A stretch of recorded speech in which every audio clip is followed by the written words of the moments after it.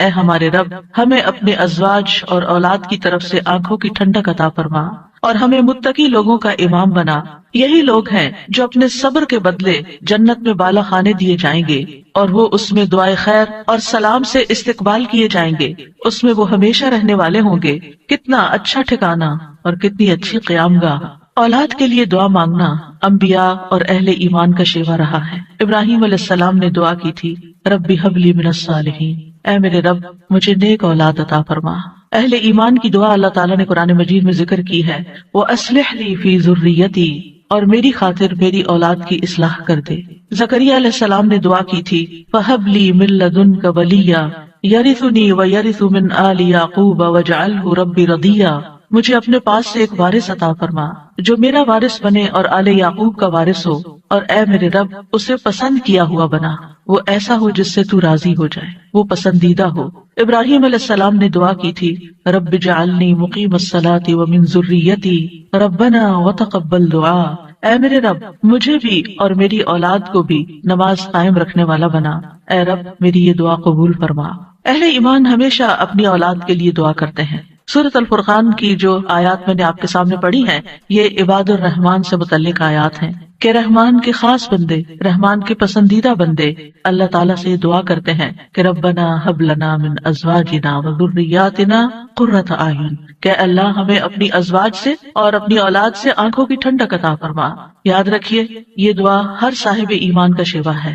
ہر مومن کو یہ دعا کرتے رہنا چاہیے، چاہے ہماری اولاد نیک ہی کیوں نہ ہو، چاہے وہ فرما بردار ہی کیوں نہ ہو، چاہے وہ قرآن کی حافظ ہی کیوں نہ ہو، چاہے وہ دین کی عالم ہی کیوں نہ ہو، پھر بھی یہ دعا مانگتے رہنا چاہیے، اس لیے کہ دل رحمان کی دو انگلیوں کے درمیان ہوتا ہے، وہ جیسے چاہے انہیں پھیر سکتا ہے. ہمیں نہیں معلوم کہ آج اگر ہماری اولاد دین پر ہے تو کل اس کا مستقبل کیا ہوگا، اس لیے کبھی بھی اس بارے میں بے فکر نہیں ہونا چاہیے. نیک سے نیک ترین اولاد بھی ہو، تہجد گزار بھی ہو، صائم اور قائم ہو، لیکن پھر بھی دعا کرتے رہیں.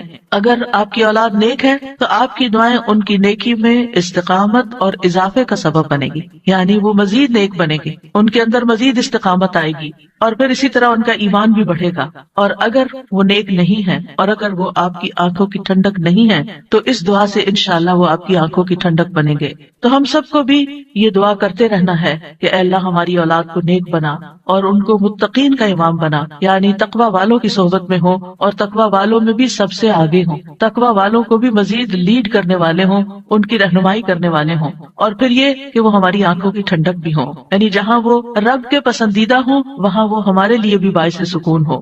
اس کے ساتھ ساتھ انسان کے لیے لازم ہے کہ وہ اپنی اولاد کی نیک تربیت بھی کرتا رہے، کیونکہ تربیت کی کوشش کرنا جو ہے ایک صبر آزما کام ہے. اسی لیے اس آیت کے بعد جو آیت آتی ہے اس میں صبر کرنے والوں کی جزا جنت میں غرفہ بتائی گئی ہے. عربوں کے ہاں گھر کے اندر جتنے بھی کمرے ہوتے ہیں ان میں سے سب سے بہترین کمرہ غرفہ کہلاتا ہے، یعنی سب سے اعلیٰ ترین درجہ. تو جنت میں بھی جب غرفہ کی بات ہے تو اس سے مطلب کوئی ہائی رائز بلڈنگ نہیں ہے، کیونکہ وہ ایک جگہ پر آتا نا کہ غرفات پر غرفات مبنیہ ہوں گے، تو اس سے مراد یہ ہے کہ جنت کے اعلیٰ ترین مقامات اللہ تعالیٰ ان کو عطا کرے گا جو صبر کے ساتھ تربیت بھی کرتے رہیں گے اور صرف اپنی تربیت اور اپنی کوشش کو کافی نہیں سمجھیں گے بلکہ اللہ تعالیٰ سے دعا بھی کریں گے. اور بہت دفعہ ایسا بھی ہوتا ہے کہ ہم تربیت میں پوری کوشش کر لیتے ہیں لیکن اس کا اثر اولاد میں نظر نہیں آتا، اولاد آپ کی ایکسپیکٹیشن پہ پوری نہیں اترتی، آپ جیسے ان کو دیکھنا چاہتے ہیں ویسے وہ نظر نہیں آتے. کیا ہم نوح علیہ السلام کی تربیت پہ کوئی شک کریں گے؟ ان کے 4 بیٹے تھے جن میں سے 3 بہترین بیٹے ثابت ہوئے لیکن ایک بیٹا اپنے ہی راستے پر چل نکلا.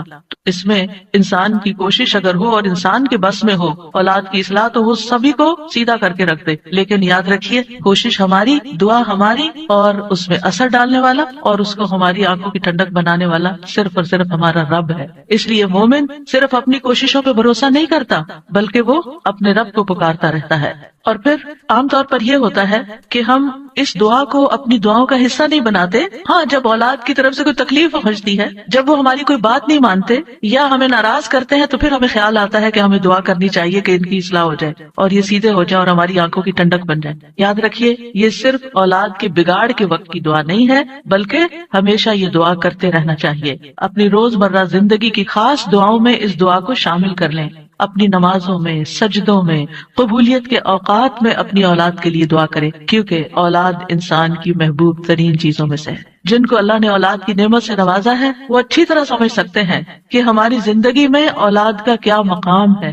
یعنی جب تک انسان والدین نہیں بنتا، ماں باپ نہیں بنتا، وہ اس بات کو سمجھ ہی نہیں سکتا کہ اولاد کیا چیز ہوتی ہے. کیونکہ انسان زندگی میں مختلف چیزوں سے محبت کرتا ہے، مختلف چیزوں کے ساتھ انسان کا لگاؤ ہوتا ہے، مختلف کام یا مختلف چیزیں اس کو پسند آتی ہیں. لیکن جب ایک عورت ماں بنتی ہے، ایک مرد جو ہے وہ باپ بنتا ہے، تو اس کے بعد اس کی زندگی میں جو تبدیلی آتی ہے، اس کے بعد اس کی زندگی کے اندر جو خوبصورتی آتی ہے، اس کے بعد اس کی زندگی کا جو محور اور مرکز بن جاتا ہے، اور اس کی تمام توجہ کا مرکز جو چیز بن جاتی ہے، اور دن رات کی یہ ڈیوٹی 24/7 کی ہوتی ہے. یعنی باقی چیزوں سے تو آپ کسی وقت الگ بھی ہو سکتے ہیں، مگر یہ وہ رشتہ ہوتا ہے کہ جس سے آپ پھر مرتے دم تک الگ نہیں ہو سکتے، کیونکہ وہ آپ کے جسم کا ایک حصہ ہوتا ہے. اور اللہ تعالیٰ آپ کے دل میں ہر چیز سے زیادہ ان کے لیے محبت ڈال دیتا ہے، اور ان کی خوشی آپ کو خوش کرتی ہے، اور ان کا دکھ آپ کو دکھی کرتا ہے. اس لیے انسان کو ہمیشہ اپنی دعاؤں میں یہ خاص دعا کرتے رہنا چاہیے، اور قبولیت کے اوقات میں بھی، کیونکہ اولاد سے ملنے والی آنکھوں کی ٹھنڈک اسی وقت ہوتی ہے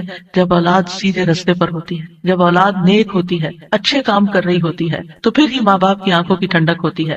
اور اس دعا کے دوسرے حصے میں اپنے لیے دعا ہے کہ اللہ ہمیں متقین کا امام بنا. یعنی اولاد جو ہے ہم اس کے ایک طرح سے امام ہوتے ہیں، جیسے حدیث میں آتا ہے نا، کلکم راعٍ وکلکم مسئول عن رعیتہ. تو ہر ایک ہم میں سے راعی ہے، ہر ایک لیڈر، ہر ایک ذمہ دار ہے. تو اللہ تعالیٰ ہمیں ماں باپ کی حیثیت میں ایسا رول ماڈل بنا کہ ہم متقی ہوں اور ہماری اولاد بھی متقی ہو. یعنی ہماری اولاد میں بھی نیکی ہو، اور پھر ہم نیکی کے ساتھ آگے ان کی رہنمائی کرنے والے ہوں. اور ویسے جنرل سینس میں دیکھیں تو اس میں انسان کو ایک ہائیسٹ مقام حاصل کرنے کی دعا یہاں سکھائی گئی ہے، اور وہ کیا کہ انسان ایسا انسان ہو کہ جسے دیکھ کر لوگ متقی بن جائیں. یعنی دوسرے لفظوں میں یہ کہ نیکیوں میں سبقت کرنے والے ہوں، نیکیوں میں آگے بڑھنے والے ہوں، تاکہ دوسرے لوگ بھی ہمیں دیکھ کر نیک بن جائیں. مثلا اگر ایک مرد اول وقت میں مسجد میں جا کر نماز پڑھتا ہے تو اس کے بچوں پر اس کا کیا امپریشن ہوگا. یعنی اگر باپ ذمہ دار ہے تو بچے بھی دیکھ کر کہیں گے کہ ہاں ہمیں بھی یہی کام کرنا ہے، کیونکہ بچے ابتدائی زندگی میں خاص طور پر باپ کو، ماں کو بہت فالو کر رہے ہوتے ہیں. پھر اسی طرح اگر آپ کا پڑوسی آپ کو دیکھتا ہے، آپ کے کولیگز آپ کو دیکھتے ہیں کہ آپ کی توجہ سب سے زیادہ کس چیز کی طرف ہے، تو وہ بھی آپ کی دیکھا دیکھی نیکی کے کام میں آگے بڑھتے ہیں. آپ صدقہ کرتے ہیں، اور کوئی آپ کو دیکھ رہا ہے، آپ کا مقصد نہیں دکھانا، لیکن کسی کو نظر آ جاتا ہے تو آپ کو دیکھ کر وہ بھی شروع کر دیتا ہے، تو آپ اس کے کیا بن گئے؟ امام. یعنی آپ لیڈ کر رہے ہیں، آپ آگے ہیں اور وہ آپ کو فالو کر رہے ہیں. تو ہمیں یہ دعا کرنی چاہیے اپنے لیے کہ اللہ ہمیں نیکی کے کاموں کا امام بنا، متقین کا امام بنا. تو یہاں ہم دیکھتے ہیں کہ یہ عباد الرحمن کی صفات میں سے ایک صفت ہے، اور وہ کہتے ہیں والذین یقولون ربنا ہب لنا. ہب کا لفظ جو ہے یہ ہبہ سے ہے، اور ہبہ کہتے ہیں بلا معاوضہ کوئی چیز دینا.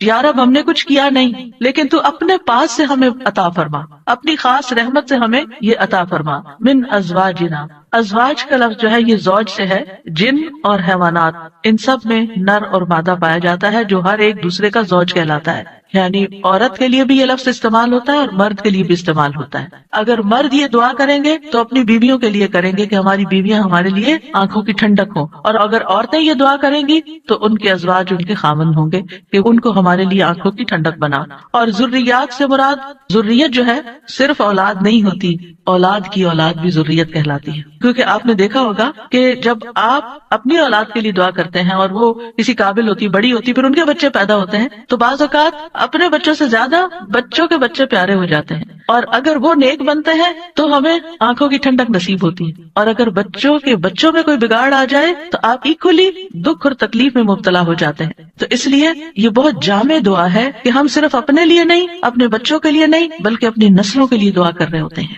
تو ربنا ہب لنا من ازواجنا و ذریاتنا، اور ذریات میں قرۃ اعین، آنکھوں کی ٹھنڈک. آپ کو معلوم ہے کہ آنکھیں ٹھنڈی بھی ہوتی ہیں اور گرم بھی ہوتی ہیں. آنکھوں سے جب آنسو بہتے ہیں، خوشی کے آنسو بہیں تو آنکھیں ٹھنڈی ہوتی ہیں، اور اگر غم کے آنسو ہوں تو آنکھیں گرم ہو جاتی ہیں. تو آنکھوں کی ٹھنڈک کا مطلب ہے خوشی، مسرت. اور پھر یہ کہ آنکھوں کی ٹھنڈک ہو تو انسان پرسکون رہتا ہے، نیند بھی سکون سے آتی ہے. کہ بچوں کی طرف سے اگر انسان کو بے فکری ہو کہ وہ اچھے کام کر رہے ہیں، اچھی جگہ پر ہیں، سیف ہینڈز میں ہیں، تو انسان کے بہت سے غم، دکھ، پریشانیاں ختم ہو جاتی ہیں، وہ بے فکر ہو جاتا ہے۔ اور پھر اسی طرح یہ ہے کہ جب آنکھوں کی ٹھنڈک ہوتی ہے تو انسان کے دل کو بھی قرار ملتا ہے، یعنی آنکھوں کی ٹھنڈک صرف آنکھوں تک نہیں رہتی بلکہ آنکھوں سے انسان جو کچھ دیکھتا ہے وہ اس کے دل تک اتر جاتا ہے۔ ابن عباس کہتے ہیں اس سے مراد ان کی وہ اولاد ہے جو اللہ کی اطاعت کے کام کرے تاکہ دنیا اور آخرت میں انہیں آنکھوں کی ٹھنڈک نصیب ہو۔ یعنی جو بچے نیک ہوتے ہیں وہ ماں باپ کے لیے ان کی زندگی میں بھی خوشی کا باعث ہوتے ہیں، اور جب ماں باپ فوت ہو جاتے ہیں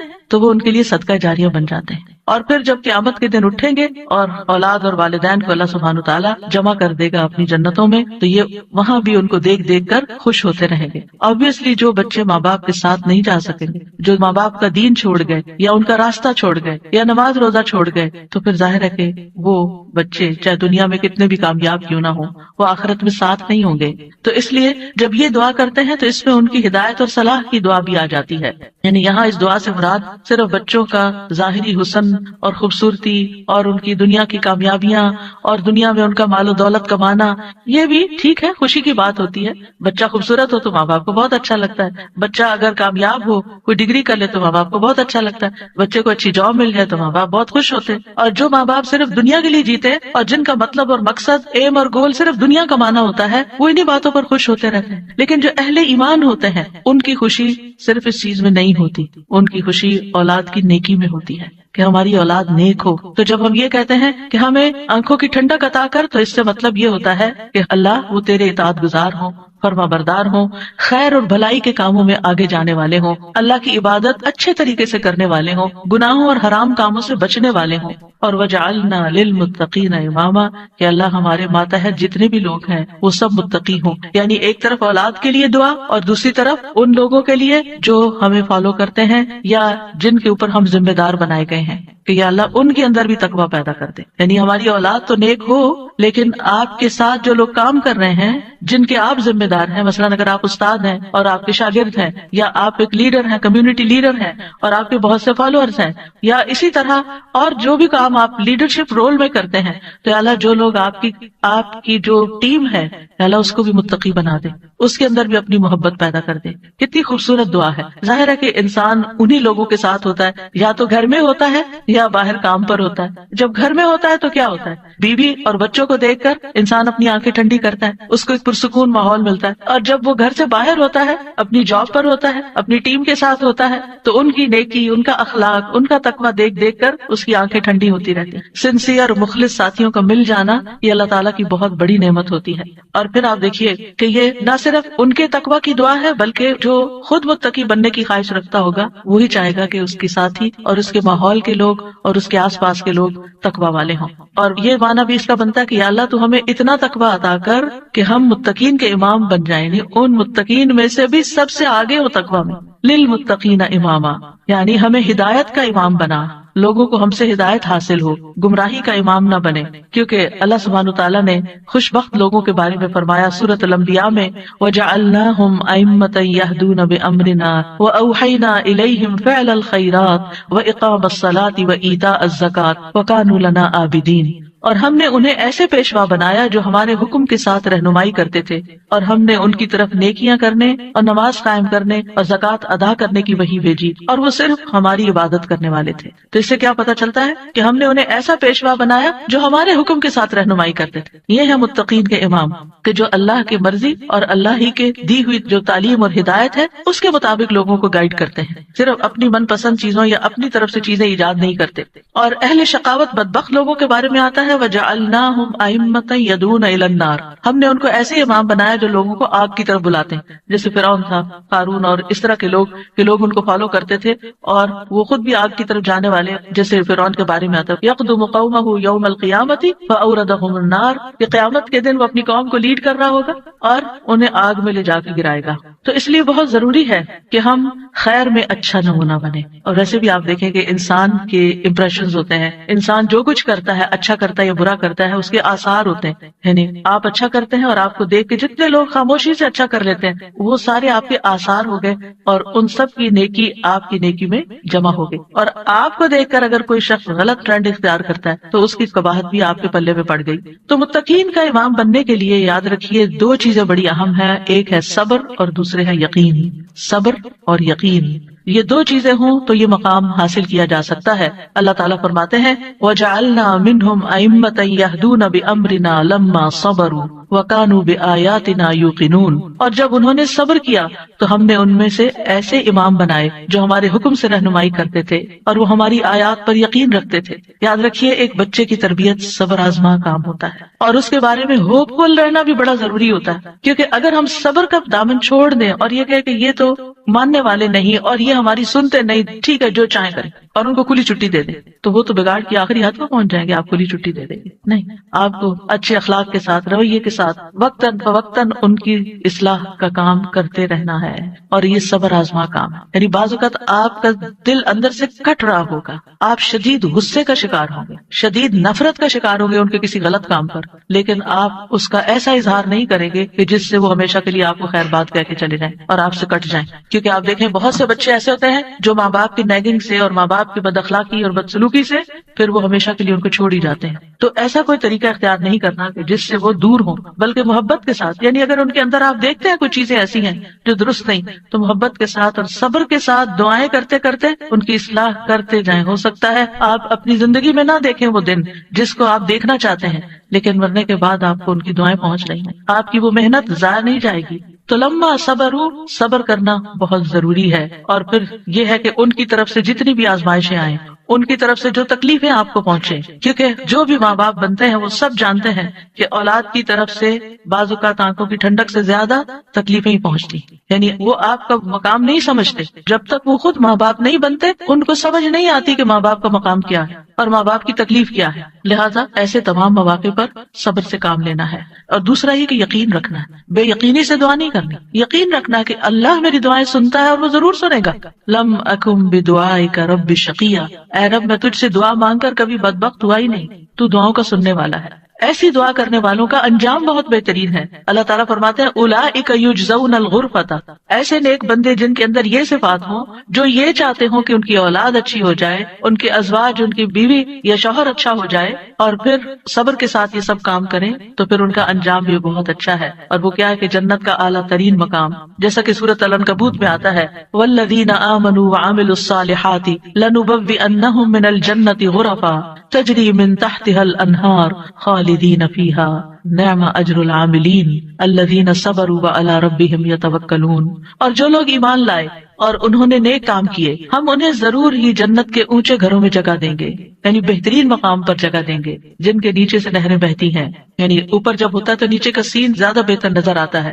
ہمیشہ ان میں رہنے والے ہیں. دنیا میں آپ اگر کوئی ایسی جگہ پر، کسی سی سائڈ پر، کسی بہترین سینری اور گرینری کے مقام پر، اونچے کسی ہائیسٹ فلور پر پینٹ ہاؤس خرید بھی لیں، رہ بھی لیں، لیکن آپ کو ہر وقت دھڑکا لگا رہتا ہے کہ پتہ نہیں کب دنیا سے چلے جانا ہے، یا اگر رینٹ پر رہ رہے ہیں تو پتہ نہیں کب یہاں سے نکلنا پڑ جائے، تو آپ پوری طرح انجوائے نہیں کر سکتے. یعنی انسان جتنا بھی چاہے دنیا میں کمپلیٹ انجوائمنٹ ہے ہی نہیں، کیونکہ اس کے ساتھ کئی مسائل اور کئی مشکلات ہوتی ہیں. لیکن آخرت میں بلند ترین مقامات میں فرمایا خالدین فیہا، وہ اس میں ہمیشہ رہیں گے. نکلنے کا، اس کو چھوڑنے کا، اس کے خراب ہونے کا، اس کی مینٹیننس کا کوئی فکر ہی نہیں ہے، صرف انجوائمنٹ ہی ہے.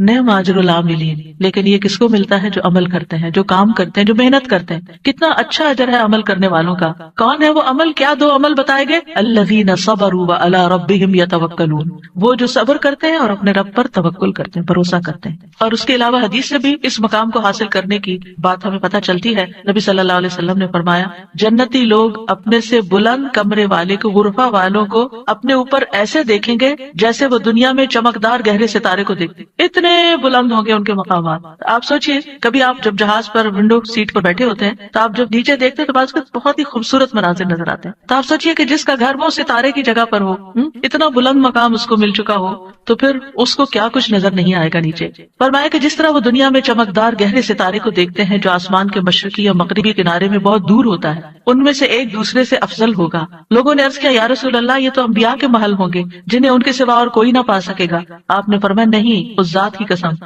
جس کے ہاتھ میں میری جان ہے، یہ ان لوگوں کے لیے ہے جو اللہ پر ایمان لائے اور انبیاء کی تصدیق کی۔ ایک اور روایت میں آتا ہے بے شک جنت میں ایسے غرف ہیں جنتی ان کے باہر والے حصے کو اندر سے دیکھ سکیں گے اور اندر والے حصے کو باہر سے دیکھ سکیں گے۔ اللہ نے یہ ایسے شخص کے لیے تیار کیے ہیں جو لوگوں کو کھانا کھلائے اور سلام عام کرے اور رات کو نماز ادا کرے جب لوگ سو رہے ہیں۔ اور الحمدللہ رمضان ایسا مہینہ ہوتا ہے کہ جس میں آپ یہ تینوں کام کر سکتے ہیں۔ آپ کی حرص ہوتی ہے کہ زیادہ سے زیادہ لوگوں کو افطار کرایا جائے، زیادہ سے زیادہ لوگوں تک راشن پہنچایا جائے، یعنی ان کو کھلایا جائے۔ اور جب آپ مسجد جاتے ہیں تو تراویح بھی ہوتی ہے اور بہت سے لوگ مل جاتے ہیں تو سلام پہ سلام ہو رہا ہوتا ہے، یا دینی مجالس کا زور ہوتا ہے رمضان میں جس میں لوگ اکٹھے ہوتے ہیں تو پھر ایک دوسرے سے ملاقات کر کے سلام کے مواقع آتے ہیں۔ اور یہ صرف رمضان ہی کے لیے نہیں ہے بلکہ سارا سال انسان ایسے کاموں کی رغبت رکھے، ایسے کاموں سے محبت کرے۔ اور ان کی جنت میں وہ کیا ہوگا، وَيُلَقَّوْنَ فِيهَا تَحِيَّةً وَسَلَامًا، وہاں ان کو سلام اور دعا دی جائے گی۔ تحیہ کہتے ہیں زندگی کی دعا دینا، یعنی ان کے استقبال کے لیے ایسے فرشتے موجود ہوں گے جو انہیں سلام بھی کریں گے اور سلامتی کی دعائیں بھی دیں گے۔ جب کوئی سلامتی کی دعا آپ کو دیتا ہے تو کتنا دل خوش ہوتا ہے، تو وہاں فرشتے ان کو دعائیں دے رہے ہوں گے۔ اور پھر آپس میں جب ملاقاتیں ہوں گی جنتیوں کی تب بھی سلام دعا ہو رہی ہوگی۔ اور یہ سلامتی ان کو کس لیے ملی؟ کیونکہ دنیا میں انہوں نے گناہوں سے سلامت زندگی بسر کی۔ خالدین فیہا حسنت مستقرا ومقاما، ہمیشہ اس میں رہیں گے۔ کتنا خوبصورت ٹھکانہ، کتنا اچھا مقام۔ یاد رکھیے یہ دعا گھروں کی اصلاح کی بنیاد رکھتی ہے۔ اس میں صرف اولاد ہی نہیں بلکہ ازواج بھی، یعنی شوہر اور بیوی۔ آج آپ دیکھیں کہ ہر دوسرے گھر کا یہ مسئلہ بنا ہوا ہے کہ گھر میں میاں بیوی کی لڑائیاں جاری ہیں۔ اس سے ایک دوسرے کے اندر ایک بے چینی، اداسی، پریشانی، کاموں میں رکاوٹ اور کتنی بے شمار خرابیاں، اور سب سے بڑی بات یہ کہ آپ اپنی اولاد کے لیے ایک بہترین نمونہ ہوتے ہیں۔ آپ صرف آپس میں نہیں لڑتے بلکہ اپنے بچوں کو ایک برا نمونہ پیش کر کے ان کی زندگیوں کو بھی جہنم بناتے ہیں۔ اور پھر آپ دیکھیے کہ کوئی اور انسان ناراض ہو جائے تو اس سے انسان کو اتنی تکلیف نہیں ہوتی، حتیٰ کہ اگر ماں باپ بھی ناراض ہوتے ہیں نا تو انسان اتنی پرواہ نہیں کرتا، لیکن اگر شوہر بیوی سے یا بیوی شوہر سے ناراض ہو تو انسان کی غم کی انتہا ہوتی ہے، کسی چیز میں دل نہیں لگتا، پریشانی چھا جاتی ہے اور ہر چیز بے مزہ ہو جاتی۔ چاہے خوبصورت ترین محل میں آپ رہتے ہو، خوبصورت ترین لباس آپ پہنتے ہو،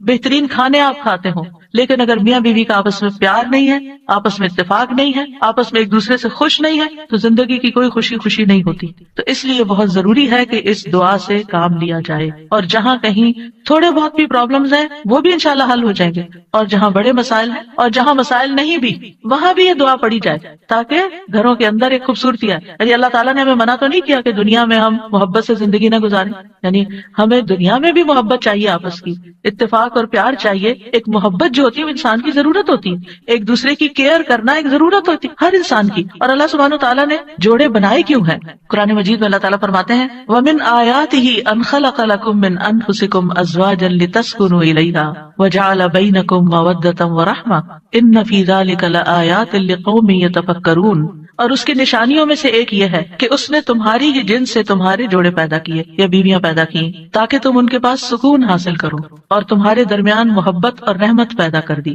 غور و فکر کرنے والوں کے لیے اس میں کئی نشانیاں ہیں۔ تو اللہ سبحانہ وتعالیٰ نے شادی کا مقصد کیا رکھا ہے؟ سکون کا حصول۔ اور اگر شادی کے بعد انسان کا پہلا سکون بھی جاتا رہے اور سکون ہی لٹ جائے اور تکلیف اور پریشانی ہر وقت رہے تو اس نے کیا پایا؟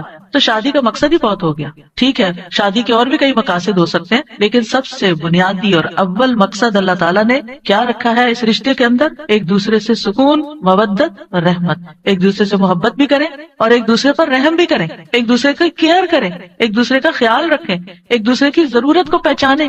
صرف خود غرضی نہ ہو کہ میری مرضی، میرا مقصد، میرا مطلب اور میں جو چاہوں صرف وہ ہو میرے پاس، نہیں، یہ بھی دیکھنا ہوگا کہ دوسرا کیا چاہتا ہے۔ اور جن کپلز کو یہ سمجھ آ جاتی ہے کہ دوسرے کی خواہش کیا ہے اور وہ دوسرے کی خواہش کو پورا کرنے کی کوشش کرتے ہیں تو لازماً دوسرا بھی پھر ان کی خواہش پوری کرتا ہے اور ایک خوشگوار زندگی وجود میں آتی ہے۔ اسی طرح اللہ تعالیٰ نے سورۃ النحل میں بھی فرمایا وَاللَّهُ جَعَلَ لَكُم مِّنْ أَنفُسِكُمْ أَزْوَاجًا وَجَعَلَ لَكُم مِّنْ أَزْوَاجِكُمْ بَنِينَ وَحَفَدَةً وَرَزَقَكُم مِّنَ الطَّيِّبَاتِ أَفَبِالْبَاطِلِ يُؤْمِنُونَ وَبِنِعْمَةِ اللَّهِ هُمْ يَكْفُرُونَ۔ اور اللہ نے تمہارے لیے تمہارے نفسوں سے بیویاں پیدا کی اور تمہارے لیے تمہاری بیویوں سے بیٹے اور پوتے پیدا کیے، یعنی اللہ نے ان سے تمہیں اولاد دی اور اس نے تمہیں پاکیزہ چیزوں سے رزق عطا کیا، کیا پھر بھی وہ باطل پر ایمان لاتے ہیں اور اللہ کی نعمت کا انکار کرتے ہیں، یعنی اللہ تعالیٰ کی نعمتوں کی ناشکری کرتے ہیں؟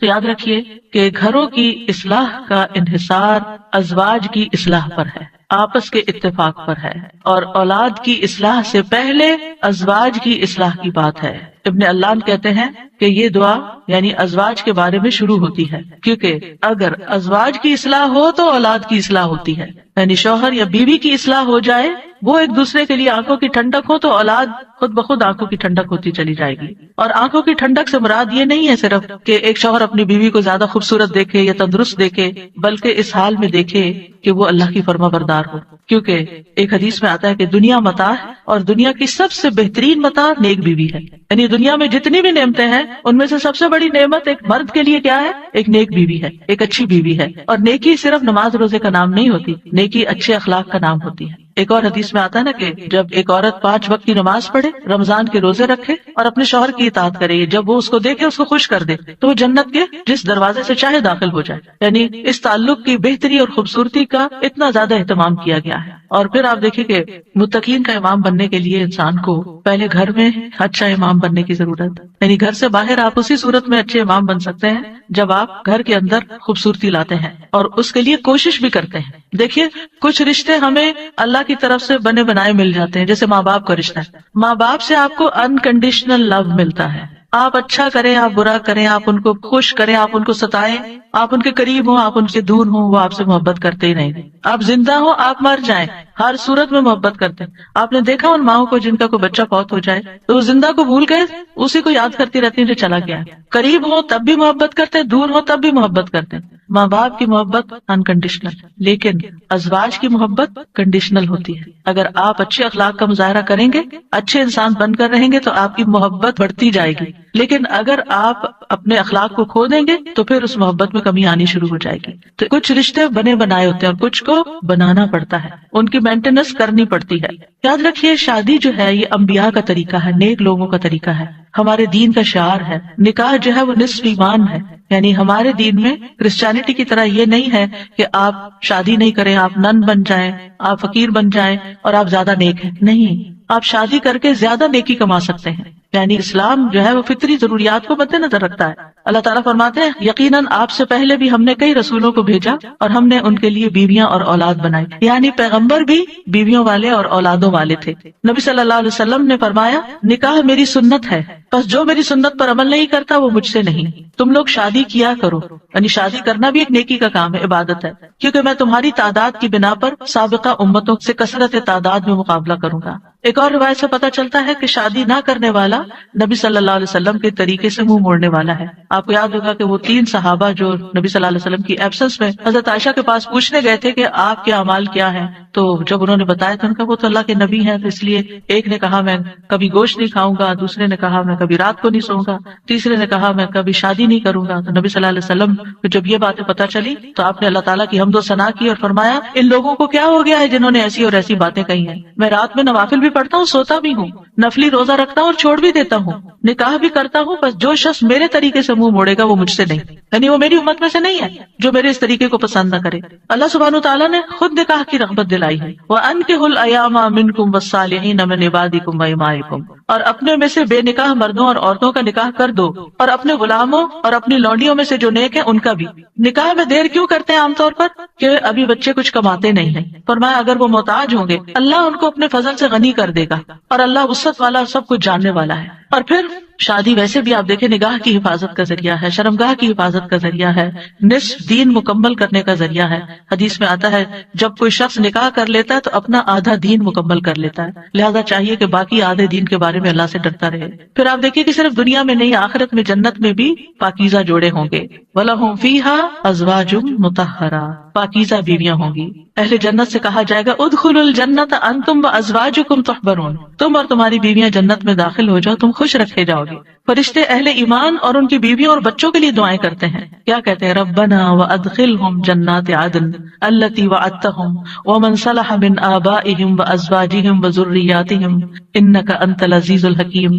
اے ہمارے رب، اور انہیں ہمیشگی کے باغات میں داخل کر جن کا تو نے ان سے وعدہ کیا تھا، اور ان کے آباء و اجداد اور ان کی بیویوں اور ان کی اولادوں میں سے جو نیک ہوئے ان کو بھی جنت میں داخل کر. یعنی یہ فرشتے اہل ایمان کے لیے دعا کرتے ہیں. اور جنت میں کوئی بھی کمارا نہیں ہوگا، یعنی جن لوگوں کی دنیا میں شادی نہیں ہوئی ان کو بھی اللہ تعالیٰ جوڑے عطا کرے گا، اور جن کے شوہر پہلے فوت ہو گئے یا بیوی فوت ہو گئی، یا ایک نیک تھا اور ایک جنت میں نہیں گیا دوسرا جہنم میں چلا گیا، تو ان کو بھی اللہ تعالیٰ وہاں جوڑے عطا کرے گا. اور کوئی بھی ایسا نہیں ہوگا کہ جو تنہائی کا شکار ہو، آئسولیشن کا شکار ہو، کیونکہ انسان کی زندگی میں اگر کمپینین ہوتا ہے تو انسان کے لیے سکون کا باعث ہوتا ہے. اور خاص طور پر اگر نیک بیوی ہو.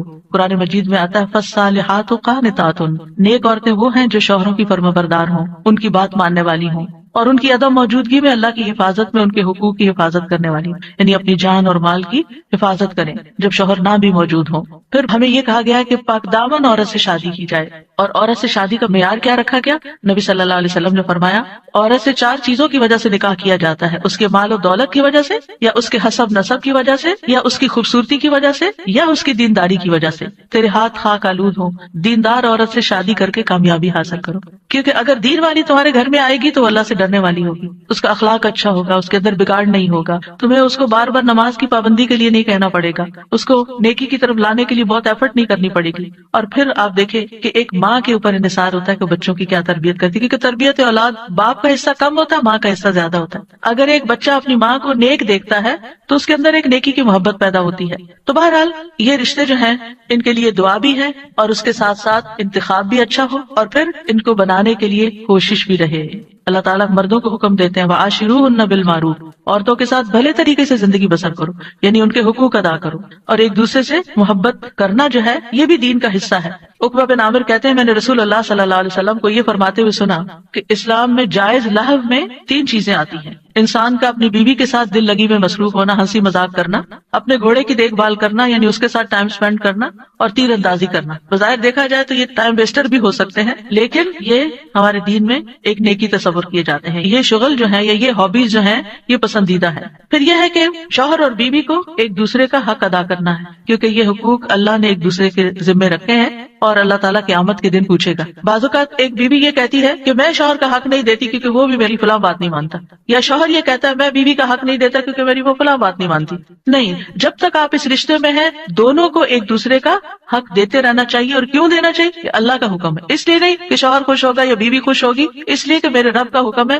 اس لیے مجھے یہ کام کرنا ہے. اور جب آپ رب کو راضی کرتے ہیں تو رب بندوں کو بھی آپ سے راضی کر دیتا ہے. پھر اسی طرح یہ ہے کہ ایک دوسرے سے اچھے اخلاق کے ساتھ پیش آنا. نبی صلی اللہ علیہ وسلم نے فرمایا ایمان کے لحاظ سے کامل مومن وہ ہے جو اخلاق میں سب سے اچھا ہے، اور تم میں سے بہتر شخص وہ ہے جو اپنے گھر والوں کے لیے اچھا ہے، اور ایک روایت میں بیویوں کے لیے اچھا ہے. اس میں آپ دیکھیے کہ لوگ گھر سے باہر تو ہر ایک سے بڑا اچھا اخلاق رکھتے ہیں، لیکن گھر میں منہ بنا کے رکھتے ہیں، تو یہ اچھے اخلاق کی علامت نہیں. اللہ تعالیٰ نے جو کرائیٹیریا دیا ہے وہ کیا ہے کہ سب سے اچھا وہ ہے جس کا گھر میں اخلاق اچھا ہے. پھر اسی طرح یہ ہے کہ بدزبانی نہیں کرنی چاہیے. پھر بیوی کے ذمہ ہے کہ شوہر کی بات ماننے کے علاوہ شوہر کے مال اور اولاد کی حفاظت کرنے والی ہو، ان کو ضائع نہ کرے، صابر و شاکر ہو. شوہر کی ذمہ داری کیا ہے کہ گھر والوں پر خوشی سے خرچ کرے. اور نبی صلی اللہ علیہ وسلم نے فرمایا جو شخص اپنے اوپر خرچ کرتا ہے تاکہ وہ اس کے ذریعے لوگوں سے مانگنے سے بچے، وہ اس کے لیے صدقہ ہے. یعنی آپ اپنی پرسنل نیڈز کے لیے اسپینڈ کرتے ہیں، یہ بھی صدقہ ہے. جو شخص اپنی بیوی اور بچوں اور اپنے گھر والوں پہ خرچ کرتا ہے وہ بھی صدقہ شمار ہو جاتا ہے. یعنی شوہر کے نامہ اعمال میں وہ نیکی لکھی جاتی ہے کہ یہ اپنی بیوی پر بچوں پر خرچ کرنے والا ہے. پھر اسی طرح اچھے گزران کا اصول کیا ہے کہ ایک دوسرے کی اچھی عادتوں پر نظر رکھی جائے اور بری عادتوں کو اگنور کیا جائے. اگر ہم نے یہ ایکویشن بدلی کہ بری عادتوں کو ہر وقت ہائی لائٹ کیا، تم یہ نہیں کرتی، تم یہ نہیں کرتے، تم یہ نہیں کرتی، تم یہ نہیں کرتے، تو پھر زندگی جہنم بن سکتی ہے. کیونکہ ہر وقت اگر انسان اسی میں کڑتا رہے کہ اس شخص میں کیا خرابی ہے، کیا نہیں ہے، کیا کون سی برائی ہے، کون سی غلط عادت ہے، اور اسی پر لڑائی جھگڑا کرتا رہے، تو زندگی میں انجوائمنٹ نہیں رہتی. بلکہ اس کے برعکس نبی صلی اللہ علیہ وسلم نے یہ فرمایا کوئی مومن شخص کسی مومن عورت سے بغض نہ رکھے، یعنی بیوی سے نفرت نہیں کرنی چاہیے. اگر عورت کی ایک عادت ناپسند ہوگی تو کوئی دوسری عادت پسند ہوگی. تو کیا مطلب ہے کہ ناپسند بات کو چھوڑو، جو پسندیدہ ہے اس پر نظر رکھو. پھر اسی طرح یہ ہے کہ نیک اولاد کے لیے بھی کوشش کے علاوہ اور دعائیں بھی ہمیں سکھائی گئی ہیں، جیسے ان کی پیدائش سے پہلے ہی دعا کرنا، ربی ہب لی من الصالحین، اے میرے رب مجھے نیک اولاد عطا کر. یعنی ابھی اولاد ہوئی نہیں لیکن پہلے سے ہی دعا مانگنا شروع ہو جائے انسان کہ اللہ مجھے نیک اولاد دینا. اور پھر یہ کہ شادی کے وقت ایسی عورت کا انتخاب کرنا جس کے اندر بچے پیدا کرنے کی صلاحیت ہو، کیونکہ نبی صلی اللہ علیہ وسلم نے اس بات کا حکم دیا کہ محبت کرنے والی اور زیادہ بچے پیدا کرنے والی عورت سے شادی کرو، یعنی یہ ہمارے دین میں پسندیدہ چیز ہے. پھر اسی طرح شادی سے ملنے والی جو نیک اولاد ہے اس کا فائدہ کیا ہے کہ وہ مرنے کے بعد والدین کے لیے دعائیں کرتی ہے اور ماں باپ کے لیے صدقہ جاریہ بن جاتی ہے، اور یہ والدین کی درجات کی بلندی کا ذریعہ بنتا ہے. جہاں تک اولاد کی تربیت کا تعلق ہے تو اولاد کے بارے میں سوال ہوگا، یعنی ماں باپ دونوں سے پوچھا جائے گا کہ انہوں نے ان کی تربیت میں کیا کوشش کی. پھر اسی طرح اولاد کا پہلا حق کیا ہے، حدیث میں آتا ہے نبی صلی اللہ علیہ وسلم نے فرمایا اپنے نطفوں کے لیے اچھی عورت کا انتخاب کرو، یعنی نیک عورت کا انتخاب کرو، اور دین میں ہم پلہ عورتوں سے نکاح کرو اور ہم پلہ مردوں کو اپنی بیٹیوں کا نکاح کر کے دو. پھر اسی طرح اچھے باپ کا انتخاب، رسول اللہ صلی اللہ علیہ وسلم نے فرمایا جب ایسا شخص تمہارے پاس نکاح کا پیغام بھیجے جس کے دین اور اخلاق سے تم مطمئن ہو تو اس سے اپنی بیٹی کا نکاح کرو. یعنی اوباش آوارہ لڑکے ہوں تو پھر ان کے ساتھ شادی نہیں کرو، کیونکہ شادی کے بعد کیا ہوگا، آپ کی بیٹی کو مصیبت میں ڈال دے گا. فرمایا اگر ایسا نہیں کرو گے تو زمین میں فتنہ اور زبردست فساد برپا ہوگا، یعنی پھر فساد ہی فساد، بگاڑ ہی بگاڑ. پھر اسی طرح ولادت سے پہلے شیطان سے حفاظت کی دعا سکھائی گئی کہ جب شوہر بیوی ایک دوسرے سے ملیں تو دعا پڑھیں، جیسے حضرت مریم کی والدہ نے دعا پڑھی تھی وَإِنِّي أُعِيذُهَا بِكَ وَذُرِّيَّتَهَا مِنَ الشَّيْطَانِ الرَّجِيمِ. کتنی خوبصورت دعا ہے کہ اللہ میں اس بچی کو بھی اور اس کی آئندہ آنے والی ذریت کو بھی تیری پناہ میں دیتی ہوں شیطان سے بچا کر. پھر یہ کہ بچوں کو سب سے پہلے توحید سکھانی چاہیے، بچپن سے ہی بچوں کے اندر اللہ کا ڈر پیدا کرنا چاہیے، دین کی تعلیم سیکھنے میں رغبت دلانی چاہیے، اچھے اخلاق کی تعلیم دینی چاہیے، ہر چیز کے مینر سکھانے چاہیے. اور پھر اس کے لیے اگر سرزنش بھی کرنی پڑے، ڈانٹنا بھی پڑے تو اس میں بھی کوئی حرج نہیں ہے. اپنے ساتھ نیک کاموں میں شامل کرنا چاہیے، جیسے ابراہیم علیہ السلام نے کیا کیا تھا، کعبہ کی تعمیر میں کس کو ساتھ شامل کیا تھا، اسماعیل علیہ السلام. پھر اولاد کے درمیان عدل کرنا چاہیے، بچوں سے پیار کرنا چاہیے. کچھ ماں باپ بچوں سے پیار نہیں کرتے، ایسے والدین کی مذمت کی گئی ہے. پھر اولاد کے بالغ ہو جانے کے بعد ان کی شادی بھی کرنی چاہیے، یعنی اس بات کی بھی فکر ہونی چاہیے. ابن عباس کہا کرتے تھے جس کو اللہ بیٹا عطا کرے اس کو چاہیے کہ اس کا اچھا نام رکھے، اس کی اچھی تربیت کرے، جب وہ بالغ ہو تو اس کی شادی کر دے. سعید بن عاص کہا کرتے تھے اگر میں اپنے بچے کو قرآن کی تعلیم دے دوں، اس کو حج کروا دوں، اس کی شادی کر دوں تو میں نے اس کا حق ادا کر دیا اور میرا جو اس پر حق ہے وہ باقی ہے. یعنی بچوں کے اوپر حق پھر بھی باقی رہے، لیکن ماں باپ نے اپنا فرض پورا کر دیا اگر یہ 3 کام کر لیے. کون سے؟ قرآن کی تعلیم دے دی، حج کروا دیا، شادی کر دی. اس کے بعد وہ اپنے ذمہ دار خود ہیں، لیکن بچوں کے اوپر ماں باپ کی ذمہ داری مرتے دم تک رہتی ہے. قتادہ کہتے ہیں اگر لڑکا بالغ ہو جائے اور اس کا باپ شادی نہ کرے بچے کی اور وہ کسی بے حیائی کا ارتکاب کرے، یعنی کسی برائی میں پڑ جائے، تو باپ گناہگار ہوگا. یعنی وہ لڑکا تو ہوگا ہی یا لڑکی تو ہوگی ہی، لیکن ماں باپ بھی گناہگار ہوں گے. تو اس لیے شادی کے معاملے میں انسان کوشش ضرور کرے، رشتہ نہیں ملتا یا کوئی اسباب نہیں بن رہے تو وہ الگ بات ہے، لیکن ماں باپ کو اس بات کی فکر ہونی چاہیے، کیونکہ دیکھا گیا کہ وقت کے ساتھ ساتھ یہ فکر ختم ہو گئی ہے اور بعض ماں باپ نے تو یہ چیز اولاد پر ہی چھوڑ دی ہے. پھر اسی طرح یہ بھی خوشخبری سن لیجئے کہ والدین کی دعائیں اپنی اولاد کے حق میں قبول ہوتی ہیں، اس لیے بچوں کے لیے زیادہ سے زیادہ دعائیں کیا کریں. یعنی خاص طور پر اگر بچے جو ہے وہ دور ہوں یا آپ کی ایکسپیکٹیشن پہ پورے نہیں اتر رہے ہوں تو ان کو اپنی دعاؤں میں یاد رکھیں. نبی صلی اللہ علیہ وسلم نے فرمایا 3 قسم کے لوگوں کی دعائیں قبول ہوتی ہیں اور ان کی قبولیت میں کوئی شک و شبہ نہیں: مظلوم کی دعا، مسافر کی دعا اور والد کی اپنے اولاد کے لیے دعا. تو اس لیے ہمیں دعائیں کرتے رہنا چاہیے اور ان دعاؤں میں ربنا حب لنا من ازواجنا، جن کو آتی ہے وہ بھی پڑھیں، ربنا حب لنا من ازواجنا وذریاتنا قرۃ اعین وجعلنا للمتقین اماما. اب اس میں آپ دیکھیے کہ آپ نے فوکس کرنا ہے ازواج، ذریات اور پھر للمتقین اماما، للمتقین اماما. اس میں وہ لوگ بھی آ جاتے ہیں جن کی ازواج نہیں یا جن کی اولاد نہیں، تو وہ کیا ہے؟ متقین کے امام. کیونکہ آپ دیکھیے کہ حضرت عائشہ رضی اللہ تعالیٰ عنہا جو تھی بہت ینگ ایج میں 18 ایئرس کی تھی کہ وہ بیوہ ہو گئی تھی، بہت چھوٹی عمر میں، لیکن آپ کو معلوم ہے ان کے شاگردوں کی تعداد کتنی زیادہ. ایک تو کچھ ڈائریکٹ شاگرد تھے نا، اور ایک آج تک ہم سب شاگرد ہیں ان کے. انہوں نے جو احادیث روایت کی، یعنی وہ ان صحابہ میں سے تھی جو مکثرین تھے، جن کی احادیث کی تعداد ہزاروں میں پہنچتی. تو انہوں نے جو احادیث روایت کی اور لوگوں نے جو پڑھی اور آگے پڑھائی اور سکھائی، وہ سب ان کے شاگرد بنتے ہیں. تو ایسے لوگ جو وہ علم حاصل کرتے ہیں اور وہ تقویٰ حاصل کرتے ہیں، تو یہ بھی ایک لیڈرشپ ہوتی ہے. ہو سکتا ہے کہ یہ لیکچر کچھ ایسے لوگ بھی سن رہے ہوں کہ جن کی ابھی شادی نہیں ہوئی، یا شادی ہوئی تو شوہر نہیں ہے، شوہر چلا گیا دنیا سے، یا ڈیورس ہو گئی، یا پھر یہ کہ شادی ہوئی شوہر ساتھ ہے لیکن بچے نہیں ہوئے، یا یہ کہ بچے ہوئے اور فوت ہو گئے. یعنی کئی سیناریوز ہیں نا، کئی سچویشن بن جاتی ہیں.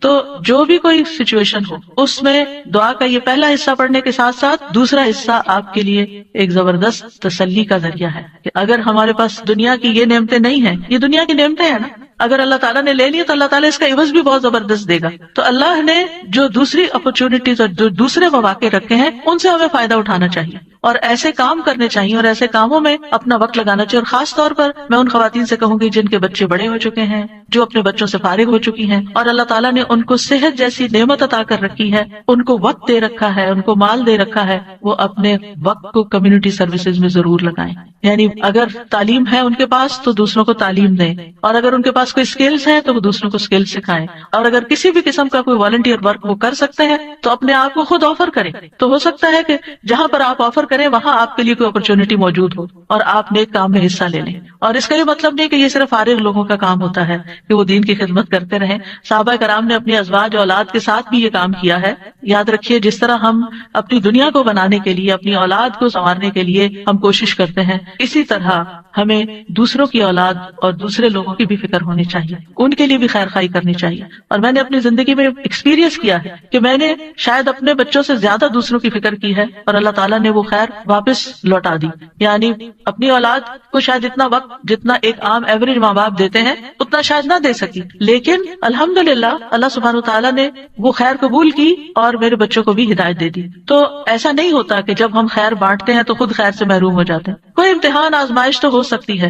ہمیشہ نوح علیہ السلام کی مثال یاد رکھیے کہ وہ ایک باپ تھے جنہوں نے سارے بچوں کی ایکولی تربیت کی، لیکن ایک بچہ نہیں مانا. بعض اوقات ایسا ہوتا ہے کہ آپ اپنا تن من دھن لگا دیتے ہیں لیکن کوئی ایک بچہ نہیں مانتا، تو پھر اپنے آپ کو گلٹ میں نہ رکھیں، اپنے آپ کو ہر وقت پریشانی میں نہ رکھیں کہ میں نے کمی کی ہے، میری طرف سے کوئی کوتاہی ہے. کیونکہ آہستہ آہستہ شیطان اس کو وسوسے ڈالتا ہے کہ دیکھا نا، تم دوسروں کی فکر کرتی رہی اور تمہاری اولاد بگڑ گئی. نہیں، اب ہم کیا نوح علیہ السلام کو یہ کہیں گے کہ وہ دن اور رات، آپ سورۃ نوح پڑھیں، دن میں بھی تبلیغ کی، رات میں بھی کی، چپکے سے بھی کی، اوپنلی بھی کی، دن اور رات یہ سارے کام کیے. تو کوئی ان کو کہے آپ لگے رہے نا لوگوں میں اس لیے آپ کا یہ بچہ بگڑ گیا، کیا ہم یہ کہہ سکتے ہیں؟ نعوذ باللہ، ہرگز نہیں کہہ سکتے. استغفر اللہ، کبھی بھی نہیں کہہ سکتے، معاذ اللہ. کیونکہ ہم کسی پیغمبر کے بارے میں یہ سوچ بھی نہیں سکتے کہ انہوں نے اپنی اولاد کے لیے کوئی کوتاہی کی. لیکن یہ اللہ کی حکمت ہے نا، اور تقدیر کا ہم پڑھ چکے ہیں، یہ اللہ کی تقدیر میں ہوتا ہے. ٹھیک ہے، ایک ناقابل برداشت بات ہوتی، لیکن پھر بھی میں نے اپنے استاد سے بہت پہلے ایک بات سنی تو اس کو میں نے پلے باندھ لیا. انہوں نے کہا تھا، تفسیر کی کلاس میں تفسیر پڑھاتے تھے میں ماسٹرز میں، انہوں نے کہا کہ اگر آپ چاہتے ہیں نا آپ کا بچہ کھائے، کیونکہ مائیں بڑی پریشان رہتی بچہ کھاتا نہیں ہے، آپ دوسروں کے بچوں کو کھلائیں. آپ کا بچہ دودھ نہیں پیتا، آپ بچوں میں دودھ بانٹیں. آپ کا بچہ سیکھتا نہیں، تعلیم نہیں حاصل کرتا، آپ اوروں کے بچوں کو پڑھائیں. جو خیر آپ دوسروں کو دیں گے وہ خیر آپ پر واپس آئے گی. ان احسنتم احسنتم لانفسکم، یہ نہیں ہو سکتا کہ آپ دوسروں کے لیے بھلا کریں اور اللہ تعالیٰ آپ کو چھوڑ دے. ان تنصروا اللہ ینصرکم ویثبت اقدامکم، دین کی مدد کرنا اللہ کی مدد حاصل کرنے کا ذریعہ ہے، اور ثابت قدمی کا، دین پر ثابت قدمی کا. کیونکہ آپ دیکھیے اگر آپ پاور ہاؤس سے اپنے گھر کی بجلی کا کنیکشن کاٹ دیتے ہیں تو کیا ہوتا ہے؟ آپ کا گھر اندھیرے میں چلا جاتا ہے. قرآن سے، قرآن والوں سے، قرآن کی مجالس سے اگر آپ اپنے آپ کو یہ کہہ کے پیچھے کر لیتے ہیں کہ میں اپنے بچوں کی تربیت کر رہی ہوں تو یہ ایک دھوکا ہوگا، کیونکہ ایسے بچوں کی تربیت نہیں ہوتی. اگر آپ کا دل خالی ہے اور آپ کے اندر ایمان بھرا ہوا نہیں ہے، اگر آپ کے اندر یقین نہیں ہے، اگر آپ ایک اچھے رول ماڈل نہیں ہے، اور یہ ساری چیزیں آپ کو قرآن سے جڑے رہنے سے ملتی ہیں، قرآن والوں سے جڑے رہنے سے ملتی ہیں، تو پھر آپ اپنے بچے کی تربیت خالی خولی کہاں سے کریں گے؟ آپ 24 گھنٹے بھی اپنے بچے پہ اینک لگا کے رکھے نا کہ میں اس پہ توجہ کر رہی ہوں، ہدایت پھر بھی اللہ نے دینی. لیکن جب آپ اللہ کا کام کریں گے تو انشاءاللہ اللہ تعالیٰ آپ کے بچوں کو ضرور ہدایت دے، وہ آپ کو تنہا نہیں چھوڑے گا. اور اگر پھر بھی ان کو ہدایت نہیں ملتی تو معلوم نہیں اللہ کی کیا حکمت ہے جو ہمیں نہیں پتا. ہمیں نہیں پتا، ہو سکتا ہے کسی ایک بچے کی تکلیف ہمارے اللہ کے ساتھ جڑے رہنے کا ذریعہ بن جائے. بعض اوقات ایسا ہوتا ہے نا کہ ساری نعمتیں ملی ہوتی، سارے بچے بہت آؤٹ اسٹینڈنگ ہوتے ہیں، ایک بچہ پڑھ کے ہی نہیں دیتا. میری اپنی ایک رشتے دار ہے، ماشاءاللہ 6 بچے ان کے، 5 ڈاکٹر ہیں، ایک نہیں بنی. تو اب اللہ کی مرضی نا، باپ بھی ڈاکٹر، سارا گھرانہ ڈاکٹرز کا، لیکن جو نہیں بنی اب وہ سارا وقت اپنے آپ کو کوسے، شاید میں نے اس کی تربیت میں کوئی کمی کی، شاید میں نے اس کو صحیح سے نہیں پڑھایا. نہیں بھائی، اس کی نہیں تھی دلچسپی. ہر کوئی ڈاکٹر نہیں بننا چاہتا، ہر کوئی دین کا عالم نہیں بننا چاہتا، ہر کوئی وہ کام نہیں کرنا چاہتا جو آپ اس کے لیے سجیسٹ کر رہے ہیں. اس کی اپنی ایک سوچ ہے، اس کی اپنی ایک رائے ہے. تو اس میں بچوں کو مارجن بھی دیں، اس میں تھوڑی سی آزادی بھی دیں، اور ان کے لیے خوب دعائیں کریں. کیونکہ جب ہماری زندگی میں کوئی مشکل آ جاتی ہے نا، کوئی آزمائش آ جاتی ہے، تو پھر کیا ہوتا ہے، ہم اللہ سے اور قریب ہو جاتے ہیں. بعض اوقات پتہ کیا ہوتا ہے، ہم نماز کے ساتھ چند نوافل پڑھ لینا ایکسٹرا، اور چند نفلی روزے رکھ لینا، اور حج کے ساتھ عمرہ بھی کر لیں، پھر ہم اپنے آپ کو کیا سمجھنے لگتے ہیں، ہم بہت نیک ہو گئے، ہم نے بہت اچھے اچھے کام کر لیے. لیکن ہوتا کیا ہے کہ ابھی کمی ہوتی ہے کہیں اور ہمیں پتہ نہیں ہوتا، اتنے میں اللہ کی طرف سے کوئی آزمائش آ جاتی ہے. پھر جو ہماری دعاؤں میں رونا ہوتا ہے، اور پھر جو ہماری دعاؤں میں اخلاص ہوتا ہے، اور پھر جو ہماری دعاؤں میں اصرار ہوتا ہے اور تکرار ہوتا ہے اور ہمارا تڑپنا ہوتا ہے، وہ اس سے پہلے نماز، روزہ، حج، زکوٰۃ کسی چیز میں نہیں تھا. ہم آزمائش کے ساتھ جتنے اللہ کی طرف جاتے ہیں، نعمتوں کے ساتھ اتنے نہیں جاتے. یہ مانی ہوئی بات ہے، ہم سب کا تجربہ ہے. تو اس لیے بہت ضروری ہے کہ ہم کوشش کریں اور اس کے ساتھ ساتھ اللہ سے دعا کرتے رہیں، وَجْعَلْنَا لِلْمُتَّقِينَ إِمَامًا. اللہ ہمیں متقی ساتھی دے، متقی دوست دے، متقی اٹھنے بیٹھنے والے دے. ایسے لوگوں میں اٹھے بیٹھے ملیں جلیں اور ان کی رہنمائی کریں کہ جو تقوی والے ہوں، تاکہ ہمارے تقوی میں بھی اضافہ ہوتا چلا جائے. کیونکہ انسان اپنے ماحول کی پیداوار ہوتا ہے، جس طرح کے دوستوں میں، جس طرح کے لوگوں میں وہ رہتا ہے، ویسی ہی سوچ اس کی بننا شروع ہو جاتی ہے. اور پھر ابراہیم علیہ السلام کی دعا بھی کہ ربی ہب لی من الصالحین، کہ اللہ اپنے پاس سے ہی صالح بچہ دے دے، میں تو نیک بنانے سے رہا. اور یہ ابراہیم علیہ السلام مانگ رہے ہیں، اور اللہ سبحانہ تعالیٰ نے پھر ان کو کیسی نیک اولاد عطا کی. اسماعیل علیہ السلام کتنے فرما بردار تھے، اسحاق علیہ السلام کتنے غلام علیم تھے، علم والے، اور ان کی نسل میں بھی علم آیا. اور پھر آپ دیکھیے کہ ابراہیم علیہ السلام نے یہاں صرف یہ نہیں کہا کہ ربی حب لی من الصالحین، بلکہ اس سے پہلے ایک بات کہی تھی. وہ کیا تھی؟ سورہ صافات میں وقال انی ذاہب الی ربی سیہدین، میں اپنے رب کی طرف جا رہا ہوں، میں رب کا بن رہا ہوں، وہ مجھے ہدایت دے گا. پھر مانگا اللہ مجھے نیک اولاد بھی دے. ہم کیا کرتے ہیں، ہم خود تو نیک بنتے نہیں، انی ذاہب الی ربی کرتے نہیں، نہ نیکی کی طرف جاتے ہیں، نہ نیک کام کرتے ہیں، نہ دین کا کام کرتے ہیں، اور پھر ہم کہتے ہیں اللہ مجھے نیک اولاد دے، میری اولاد کو نیک بنا دے. یہ کیسے ہوگا؟ پہلے آپ خود تو بنے، پہلے آپ خود تو وہ کام کریں کہ جو آپ کو کر کے دکھانے ہیں بچے کو کہ ایسے نیک کام کرتے ہیں. اور پھر آپ دیکھیں کہ ابن جریر طبری کہتے ہیں کہ ابراہیم علیہ السلام کی دعا یہ تھی کہ اللہ مجھے اپنی طرف سے ایسا بیٹا عطا کر جو نیک لوگوں میں سے ہو، ایسے لوگ جو تیری اطاعت کرتے ہیں، تیری نافرمانی نہیں کرتے، زمین میں اصلاح کے کام کرتے ہیں اور زمین میں فساد برپا نہیں کرتے. یعنی مجھے ایسی اولاد چاہیے. اس سے یہ بات بھی پتہ چلتی ہے کہ انسان خواہ کتنا ہی قدر و منزلت والا ہو، خلیل اللہ ہی کیوں نہ ہو، پھر بھی وہ اللہ کا محتاج ہے، پھر بھی وہ اللہ تعالیٰ سے دعائیں کرے کہ ربی حب لی من الصالحین. اور اصلاح کی اپنی ایک اہمیت ہے، یعنی صرف اولاد نہیں مانگی بلکہ نیک اولاد مانگی. کیونکہ صرف اولاد آپ کے لیے مصیبت کا سبب ہو سکتی ہے، اور نیک اولاد آپ کے لیے آنکھوں کی ٹھنڈک کا سبب ہوگی. اور پھر یہ کہ ابراہیم علیہ السلام کی دعاؤں میں وَمِن ذُرِّيَّتِنَا أُمَّةً مُسْلِمَةً لَكَ، سبحان اللہ، اتنی بڑی دعا مانگ لی. یعنی صرف نیک اولاد نہیں بلکہ ہماری ذریات، یعنی اولاد کی اولاد، اولاد کی اولاد، اولاد کی اولاد، اس میں ایک امت مسلمہ پیدا کرتے. کتنے خوبصورت الفاظ کا چناؤ تھا. پہلے حبلی کہا، اللہ تحفہ چاہیے تیری طرف سے، ہدیہ چاہیے، ہبہ چاہیے، میں نے کچھ نہیں کیا، مجھے تیری طرف سے عنایت چاہیے کہ تو مجھے ایسا بیٹا عطا کر دے کہ جس کے اندر فطرت میں اندر خیر ہو، اندر نیکی ہو، اور بڑا ہو کے وہ اچھے کام کرے. اور پھر صرف یہ وَمِن ذُرِّيَّتِنَا أُمَّةً مُسْلِمَةً لَكَ، اللہ ہماری اولاد میں سے ایسے لوگ پیدا کر جو تیرے فرما بردار ہوں، مسلمۃ لک ہوں. اور پھر آپ دیکھیے کہ کس طرح اللہ سبحانہ تعالیٰ نے ابراہیم علیہ السلام کو نوازا. سبحان اللہ، ابو الانبیاء ہے، انبیاء کے باپ ہیں. اور پھر آپ دیکھیے کہ جتنے بھی الہامی مذاہب ہیں، کرسچینٹی ہے یا جوڈازم ہے، اسلام ہے، ان سب کے وہی لیڈر ہیں. اللہ تعالیٰ نے کہا تھا نا انی جاعلک للناس اماما، یا ابراہیم میں تمہیں لوگوں کا امام بنانے والا ہوں. اور کس طرح پھر اللہ تعالیٰ نے ان کو امام بنایا. پھر اسی طرح اگر اولاد نہ ہوتی ہو تو پھر یہ دعا کرتے ہیں رب لا تذرنی فردا وانت خیر الوارثین، اے میرے رب تو مجھے اکیلا نہ چھوڑ، تو ہی سب وارثوں میں سے بہتر وارث ہے. یہ زکریا علیہ السلام کی دعا تھی کہ رب لا تذرنی فردا وانت خیر الوارثین. تو اللہ نے دعا قبول کر لی. فاستجبنا له ووهبنا له یحیی، ہبہ ہے یہاں بھی، اور ہم نے اس کو یحییٰ عطا کیا. واصلحنا له زوجہ، اور اس کی بیوی کی اصلاح کر دی. کیوں؟ انہم کانوا یسارعون فی الخیرات، کیونکہ وہ نیکیوں میں سبقت کرتے تھے، نیکیوں میں دوڑ دوڑ کے جاتے تھے. ویدعوننا رغبا ورہبا، اور وہ ہمیں رغبت اور رہبت، امید اور خوف کے ساتھ پکارتے تھے. وکانوا لنا خاشعین. یہ تین چیزیں دعاؤں کی قبولیت کا ذریعہ ہیں. نیکی کے کاموں میں تیز جانا، جلدی کرنا، سستی نہ کرنا. یسارعون سرعت سے ہے یہ لفظ کہ ان انبیاء کی دعائیں کیوں قبول ہوئی؟ کیونکہ وہ نیکی کے کاموں میں تیزی دکھاتے تھے. دوسرے دعائیں کرتے تھے، وَيَدْعُونَنَا رَغَبًا وَرَهَبًا، یعنی کوشش بھی کرنی ہے، بھاگنا بھی ہے اللہ کی طرف، اور دوسرے دعائیں کرنی ہے، اور تیسرے تکبر میں نہیں آنا. وَكَانُوا لَنَا خَاشِعِينَ، وہ ہمارے لیے خشوع کرنے والے تھے. ابن قیم کہتے ہیں نیک اعمال کرنا اور اس کی طرف سبقت لے جانا دعا کی قبولیت کے بڑے اسباب میں سے ہے، اسی لیے اللہ تعالیٰ نے ان کی دعائیں قبول کر لی. پھر ایک اور دعا ہے جو حضرت زکریا علیہ السلام نے ہی مانگی، رب هب لی من لدنک ذریۃ طیبہ انک سمیع الدعاء، اے میرے رب مجھے اپنی طرف سے نیک اور پاکیزہ اولاد عطا فرما، بے شک تو ہی دعائیں سننے والا ہے. یعنی ہبہ وہ ہوتا ہے نا جو بغیر معاوضے کے خوش دلی اور احسان کے طور پر کسی کو کوئی چیز دے دی جائے. یعنی ایک ہبہ ہوتا ہے کہ ہدیہ ہوتا ہے، ایک صدقہ ہوتا ہے. تو صدقہ وہ ہوتا ہے جس سے آخرت کا اجر و ثواب چاہیے، اور ہدیہ وہ ہوتا ہے جس سے تحفہ دینے والے اور جس کو تحفہ دیا گیا اس کے درمیان محبت پیدا کرنا مقصود ہوتا ہے. یعنی ہدیہ محبت کے لیے ہوتا ہے، اور ہبہ جو ہے وہ کسی مقصد کے لیے ہوتا ہے. ہبہ وہ چیز ہوتی ہے کہ جس کو ہبہ کی جاتی ہے صرف اس کا فائدہ مطلوب ہوتا ہے. ٹھیک ہے، مطلب یہ تھا کہ اللہ مجھے اپنے پاس سے ایسا ہدیہ دے جو بغیر کسی عوض کے، میری بغیر کسی کوشش اور محنت کے ہو، تو بس تو آپ عطا کر دے. من لدن کا، اپنے پاس سے دے دے، کیونکہ تیرے پاس تو سب کچھ ہے. اور پھر ذریۃ طیبہ دے جو اپنے اقوال و افعال میں پاک ہو، جسموں میں پاک ہو.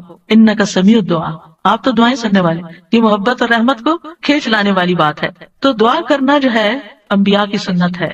اور پھر اللہ کی جگہ یا اللہ کہنے کی بجائے رب بھی کہا گیا ہے، رب کو وسیلہ بنا کر دعا کی گئی ہے. اسی لیے آپ دیکھیں انبیاء کی ساری دعائیں ربنا سے شروع ہوتی ہیں یا ربی سے شروع ہوتی ہیں. اور پھر صرف اولاد نہیں، نیک اولاد، اور پھر اولاد کو نیک بنانے کے اسباب بھی. اور پھر یہ یقین کہ دعا تقدیر کو بدل دیتی ہے. حضرت زکریا انتہائی بوڑھے تھے لیکن انہوں نے یقین سے دعا کی. اور پھر ابراہیم علیہ السلام کی دعا، رب اجعلنی مقیم الصلاۃ ومن ذریتی ربنا وتقبل دعا، اے میرے رب مجھے بھی اور میری اولاد کو بھی نماز قائم رکھنے والا بنا. اے میرے رب میری یہ دعا قبول فرما. ربنا اغفر لی ولوالدی وللمؤمنین یوم یقوم الحساب، اے ہمارے رب مجھے اور میرے والدین اور تمام مومنوں کو اس دن معاف فرما دے جب حساب لیا جائے گا. رب اوزعنی ان اشکر نعمتک التی انعمت علی وعلی والدی وان اعمل صالحا ترضاہ واصلح لی فی ذریتی. یہ بھی اولاد کے لیے دعا ہے کہ اللہ میری ذریت کی اصلاح کر دے، میری ذریت کو نیک بنا دے. انی تبت الیک، میں تیری طرف واپس پلٹتا ہوں، توبہ کرتا ہوں. وانی من المسلمین، اور بلا شبہ میں فرما بردار ہوں.